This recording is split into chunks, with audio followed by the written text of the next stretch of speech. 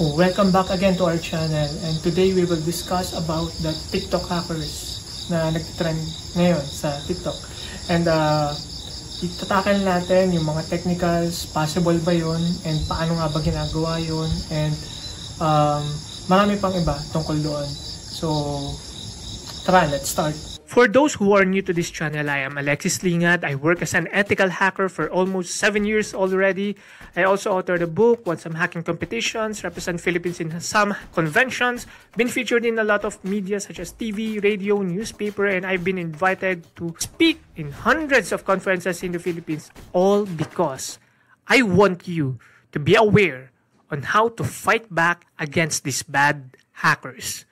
So watch this video until the end.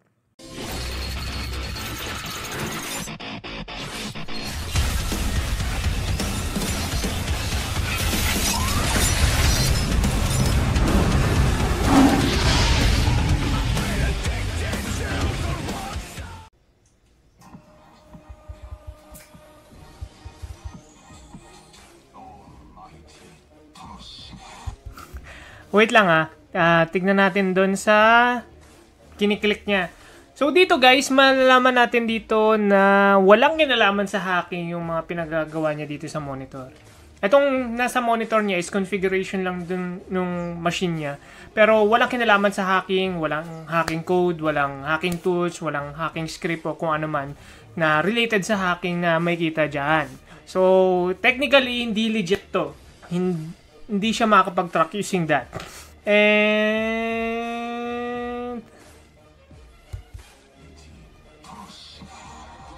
kung makita natin, diba parang pinapaano lang, no? Lalagyan lang niya ng magandang music. Tapos, magandang effects. Tapos, ayun. Boom. Dito guys, dun sa nakita natin, no, walang kinalaman sa hacking yung mga nasa monitor niya. Configuration lang yan ng machine niya.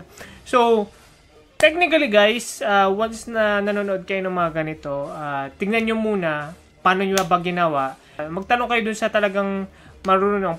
Paano kayo makasiguro na marunong talaga yung mga pagtatanungan nyo. Make sure na yung pagtatanungan nyo, may experience talaga sa penetration testing, sa hacking, basta yung mga related doon, and kung may mga licenses, certifications, or what, yung mga ganon.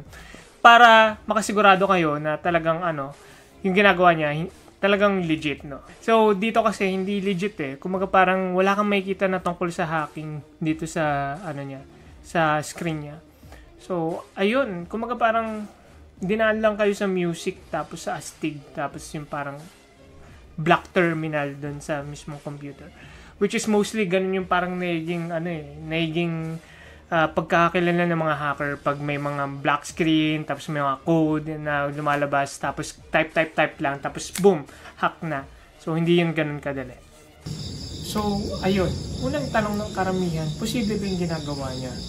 Well, there's a lot of ways kung paano makatrack ng isang tao and makamonitor ng isang tao. Pero hindi lang siya isang ganon. So, doon kasi sa pinakita doon sa TikTok, parang, alam mo yun, parang sobrang ganun lang, mabilis lang. Pero, sa katunayan, maraming proseso yun.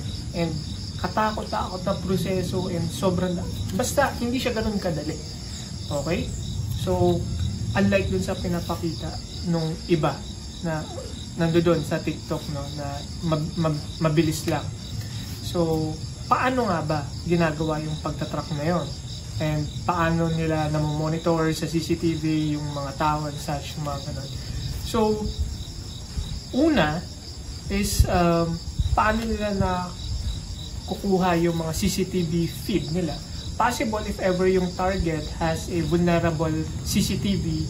So, halimbawa, nasa isang condo siya, tapos yung CCTV na yun is nakakonect through internet.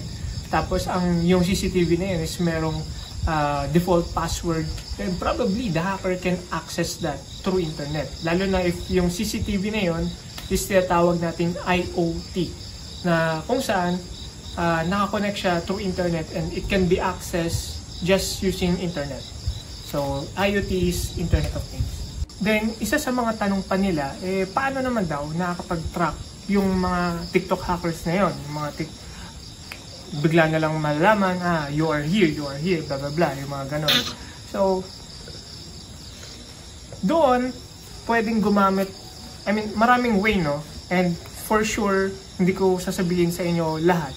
Kasi, syempre, once na sinabi ko sa inyo, ito, lahat-lahat, for sure, maka-counter na ng mga masasamang tao, di ba? So, technically, hindi na natin sila matatrack. So, ito lang yung mga sasabihin ko, yung mga basic. So, halimbawa, yung mga basic na magbibigay ka ng link sa kanila, tapos pag kinlik nila, boom, makikita mo na yung IP address nila, or may papadownload ka sa kanila using social engineering siguro na halimbawa, paborito to ng taong to. So, parang bigyan mo siya ng app or ng PDF na ganito na hindi niya alam, tinatrack na yung location niya. Ganon. So, application, PDFs, documents, mga kung ano-ano, pwedeng gamitin nyo ng hacker para matrack ka. Ayun, yun yung ilan sa mga basic kung paano nila na-track. So, ayun, hindi yun basta-basta, di ba? Kasi kailangan mo pang isipin, ano bang gusto nitong taong to? Ano ba yung mga dapat na document na ibigay ko sa kanya? Kumbaga nakadepende, naka-customize kung sino yung target mo. Kaya hindi siya ganun hindi siya ganun kadali. And mostly yung iba, i-code mo pa, halimbawa yung gusto mo siyang mag-type in ng Facebook niya, ng Facebook credential niya, Twitter credential. So kailangan mo gumawa ng website na parang katulad noon, tapos kailangan hindi siya na-detect ng mga browser and such. Yung mga ganun. So kailangan, sobrang daming pwedeng dapat isipin, sobrang dapat daming gawin.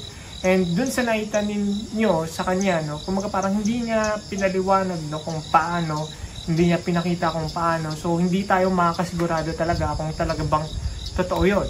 Pero kung sinasabi niya na sobrang dali lang, hindi yun ganun kadali. Okay? Mahirap yun, maraming proseso, pero posible siya. Okay? So, hindi natin sinasarado yung posibilidad na hindi yun mangyayari. So, ayun lang guys, and sana marami kayong natutunan today, and follow niyo yung Twitter natin, Instagram, Facebook page para sa iba pang mga details. So, ayun lang guys, see you on our next video.